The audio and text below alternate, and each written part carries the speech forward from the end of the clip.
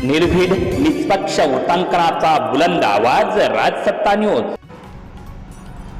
अखेर पत्रकार जाधव यांच्यावर पिस्तूल रोखून धमकी दिल्याप्रकरणी तिघांवर गुन्हा दाखल।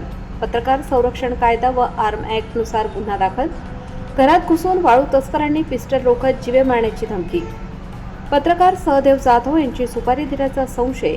लोकशाहीचा गळा दाबण्याचा प्रयत्न। साकूर पठार भागाची बिहारच्या मार्गावर वाटचाल। संगमनेर तालुक्यातील पठार भागातील मुळा नदीपात्रातून होणारी अवैध वाळू उपसा तसेच पारनेर तहसीलदार यांनी तक्रारदाराचा नामोल्लेख करत सराईत वाळू तस्करांना नोटीस बजावल्या, तर अकलापूर येथील शेतकऱ्याच्या गाडीवर वाळूचा डंपर घालून जीवे मारण्याचा प्रयत्न केल्याचे वृत्तांकन करणाऱ्या पत्रकाराच्या घरात 3 वाळू तस्कर घुसले। त्यापैकी दोघांनी कमरेला लावलेले पिस्तूल त्यांच्यावर रोखत जीवे मारण्याची धमकी दिल्याने लोकशाहीचा गळा दाबणारी गंभीर घटना बुधवार दिनांक 17 जून रोजी रात्री 8 वाजता घडली आहे। घरगाव पोलिसांनी गुन्हा दाखल करण्यास टाळाटाळ केल्याने अखेर मंत्रालयात आत्मदहनाच्या इशाऱ्यानंतर घरगाव पोलिसात महाराष्ट्र प्रसार माध्यम व्यक्ती आणि प्रसार माध्यम संस्था, हिंसा आणि मालमत्तेचे प्रतिबंध अधिनियम व शस्त्र अधिनियमनुसार विविध कलमान्वये 3 जणांवर गुन्हा दाखल करण्यात आला आहे। परंतु पठार भागामध्ये अवैध वाळू तस्करी, अवैध गौण खनिज उत्खनन, जुगार, मटका, गांजा, अवैध देशी विदेशी दारूची विक्री, चोऱ्या, खून, बलात्कार, दरोडे अशा घटनांनी साकूर पठार भाग प्रचलित झालेत। कायदा व सुव्यवस्था विस्कळीत झाली असून साकूर पठार भाग बिहारच्या मार्गावर वाटचाल करत आहे। साकूर गावामध्ये पत्रकारिता व्यवसाय करणाऱ्या सहदेव भिकाजी जाधव यांच्या घरात घुसून दोघा सराईत वाळू तस्करांनी पिस्तूल रोखत जीवे मारण्याची धमकी दिल्याचा निंदनीय प्रकार घडला असून लोकशाही मोडीत काढण्याचा प्रयत्न झाला आहे। यापूर्वी पत्रकार जाधव यांनी जिल्हाधिकारी अहिल्यानगर यांना अवैध वाळू उपसा रोखण्याबाबत निवेदन दिले होते। त्यानुसार तक्रारदाराचे नाव गुपित न ठेवता पारनेर तहसीलदार यांनी मुळा नदीकाठच्या सराईत वाळू तस्करांना नोटीस बजावताना पत्रकार सहदेव जाधव यांच्या नावाचा उल्लेख करत नोटीस बजावली होती। तर सोमवार दिनांक 15 जून कन्हेर पोखरी गावामधील पवळदरा येथे अवैधरित्या वाळूची वाहतूक होते।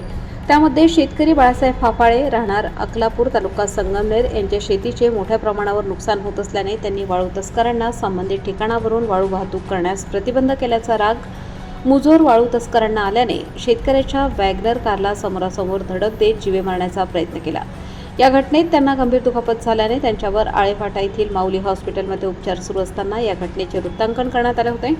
या दरम्यान लोकशाहीचा घात करू पाहत असलेला 3 सराईत वाळू तस्करांनी पत्रकार जाधव यांच्या घराची रेकी केली। रात्री 8 वाजता जाधव त्यांच्या कुटुंबासह घरात असताना अजित मोरे राहणार मोरेवाडी नांदूर खंदरमाळ तालुका संगमनेर सदर आरोपी व त्याच्यासोबत अनोळखी 2 जण घरात घुसले। मोरे याला काय काम आहे असे विचारले असता त्याने सांगितले, तुम्ही केलेल्या बातमीमध्ये डंपर माझा आहे, परंतु सदर बातमीमध्ये डंपरच्या क्रमांकाचा अथवा मालकाचा नामोल्लेख केला नसल्याने जाधव यांनी सांगितले। तेव्हा मोरे म्हणाला, तुम्ही पुन्हा बातमी करू नका, तुम्हाला बातमी न करण्यासाठी किती पैसे देऊ? मी तुम्हाला 10,000 रुपये, 20,000 रुपये, 50,000 रुपये लगेच जागेवरच देतो।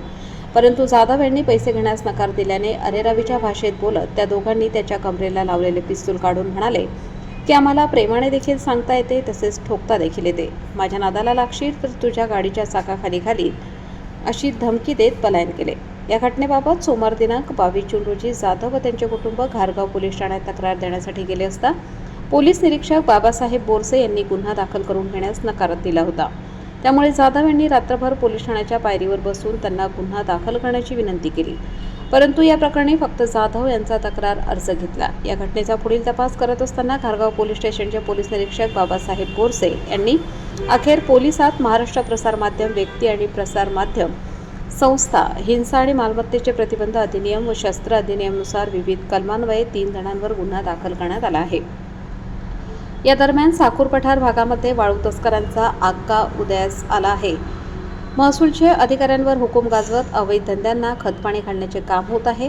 ज्या प्रकारे अन्न व औषध प्रशासनामध्ये कारवाई झाल्यावर आरोपींवर मकोका कायद्याची अंमलबजावणी करण्यात येत आहे, त्याच प्रकारे साकूर पठार भागामध्ये संघटित गुन्हेगारी, वाळू तस्कर, अवैध गुटखा विक्री, अवैध दारू विक्री, अवैध गांजा विक्री यातील आरोपींवर मकोका कायद्याअंतर्गत कारवाई होणार का असा प्रश्न सर्वसामान्य नागरिकांतून उपस्थित केला जात आहे। या घटनेचा पुढील तपास उपविभागीय पोलीस अधिकारी डॉक्टर कुणाल सोनवणे हे करीत आहेत।